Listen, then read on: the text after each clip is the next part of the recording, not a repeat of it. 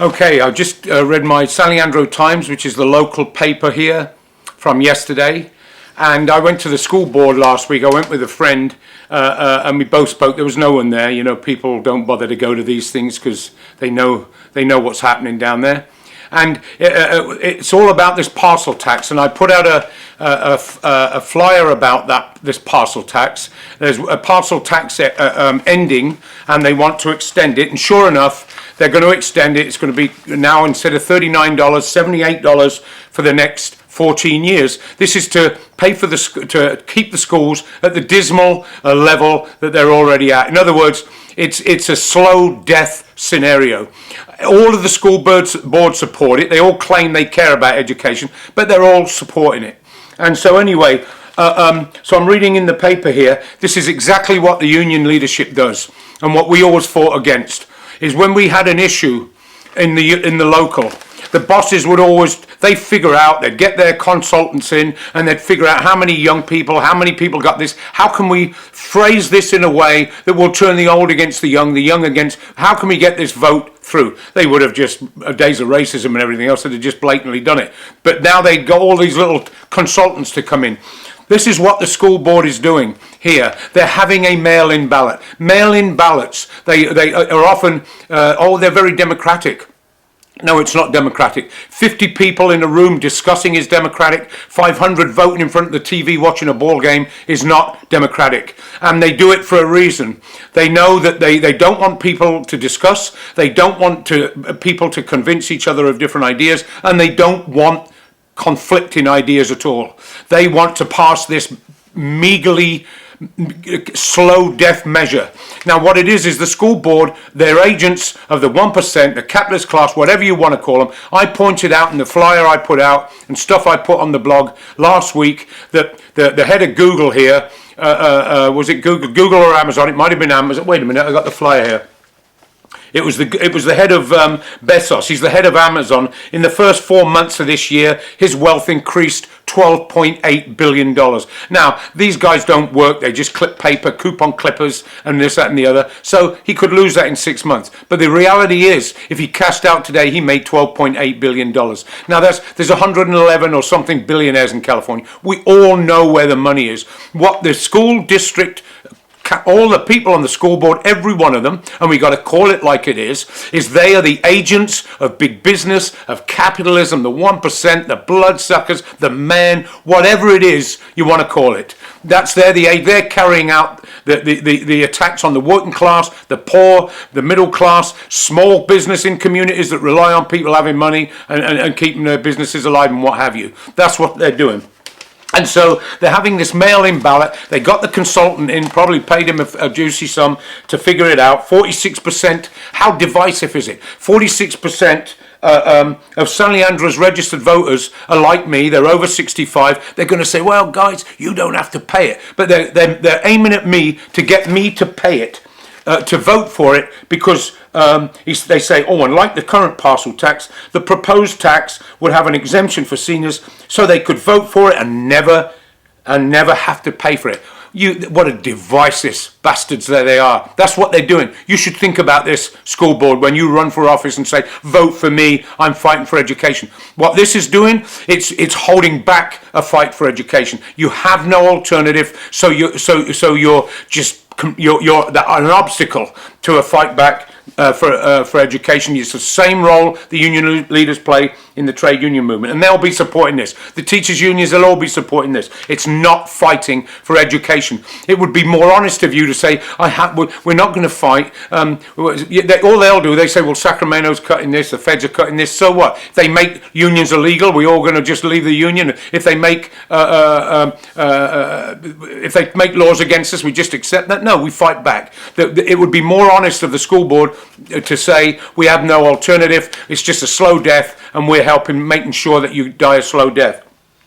They're agents of big business inside in the school board, and they got this guy. His name's Larry Tramutola.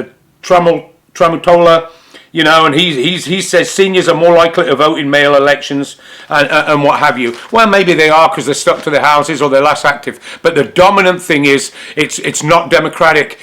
People can convince each other of issues. What should they be doing? They should refuse cuts in education. Any council, I don't believe you can change things through voting. But what you can do as a candidate is you can use your office to build the movement, a direct action movement against these cuts, not just education, against a tax on the seniors, against a tax on immigrants, a tax on workers' wages. All of these things, it's the same forces. But you can't build a movement like that when you're asking me to vote for something that doesn't affect me, and so that two young people or a young couple with a kid who have scraped up enough money together to buy a home. You never own a home. You put themselves in the clutches of the money lender to buy a home because at least they get a tax rebate on that, and they escape the clutches of the landlords, who they're just paying the landlords, and some of the big landlords are hedge funds and multi-millionaires. So you're asking me to put that on them. That the other landlords in the area, when this tax arises, they'll simply pass it on to the very people whose children have to go to the public schools because they can't afford to do anything else. They can't afford to escape. They don't have the money for private schools and what have you. And of course there are people that send their kids to public school by choice, but most don't. They do it because they've got to, and they're going to pay this. It's a tax on ourselves. We'll never build. Imagine me at some point as a senior looking for help, looking for support to fight back in an assault that the state or the big money is having on me, and I go to a younger person in a home and they remember I voted for this tax for them. You know what they're going to say? F you. Where were you? This is divisive. We got to fight against it. A council, anybody that ran for, first we have to build that movement. We have to build a direct action movement. We have to stop business as usual. The way it's all set up, it's set up to do nothing. We have to stop business as usual. Out of that movement, a candidate, if a candidate runs out of that movement, has to be against these two big business parties that are behind this, against austerity, against cuts, to unite the movement. And what they should do is say to Sacramento, say to the feds, you know what, kick me off this board. I'm not passing your platform onto the population, the workers and the middle class population. And also, you can then use the office to build that movement. If you were kicked off for defending education, for fighting for more education, you could call a meeting, you'd see people turn up at it. They don't turn up down there because they know how the game's played. They've just resigned themselves. So you can start to change that. If you got elected, you go to other city councils. You call meetings. You start to build them in the community. You start to build a mass movement locally with the prospect of building a mass movement nationally. You go to other councils, San Lorenzo, in our case, Oakland, other cities where the same thing's happening. It's happening throughout the country. You urge that council to do the same, or people on that council to do the same. You help them run people to help build that movement in a general way. That's the alternative to this. It's not impossible. Yes, it's a task, but the alternative is to die, is to feel miserable, feel like a victim. It's better to fight than not to fight at all. You have to condemn those two parties. The Democrats, keep them out. They're the biggest curse. What people vote for is their business. But you know what? They'll be clamoring in there to diffuse that movement, to suck it into their orbit and render it harmless. So could you imagine in this country if a city council collectively refused to that, or a school board refused to that, took them on, went to the media, built that movement, went to different cities? You got the teachers union. It's got 300,000 members here. The NEA has 3 million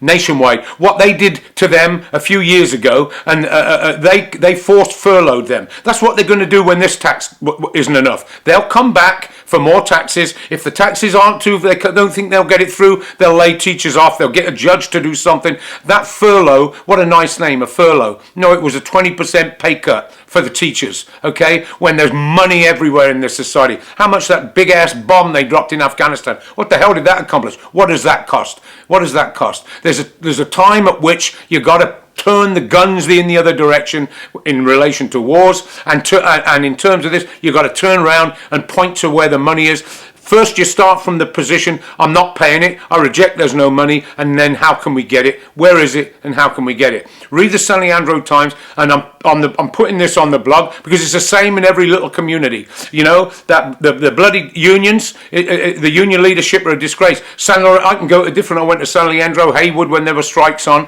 and the same unions in there, union leadership, all cooperating, all giving this up. Instead of bringing us all together, they have the resources to do that, bringing us all together to fight this back collectively. They have power. They have the police. They have the media. They have the National Guard if they have to. We've had these battles with country over 200, 300 years as a modern nation state. Read our history. You know, we didn't get unions because of lawyers, you know. We didn't. We had to fight. You hear all this talk about, oh, we want to phrase, about calling on the politicians. I want a safe space. You know, I want to be you know what? The world's not a safe space. It's a brutal place, and you have to fight for it. And in the process for fighting for it, you build solidarity with people's working class people marginalised, and we bloody their noses and we move forward. And that's what we got to do. This is a vicious, divisive attempt to divide us up. A divisive attempt to split us, to form old people to attack young people. It's not going to help education. It should be rejected, but not rejected. You can sit on your butts. Let's get together. Let's figure out how we build this movement to drive back this offensive. Okay, I just read the paper, got me all fired up. I'm going to put this up and send it out. So my name's Richard Mellor, Facts of Working People, and you know where I am if you want to contact me. Thanks a lot. Bye.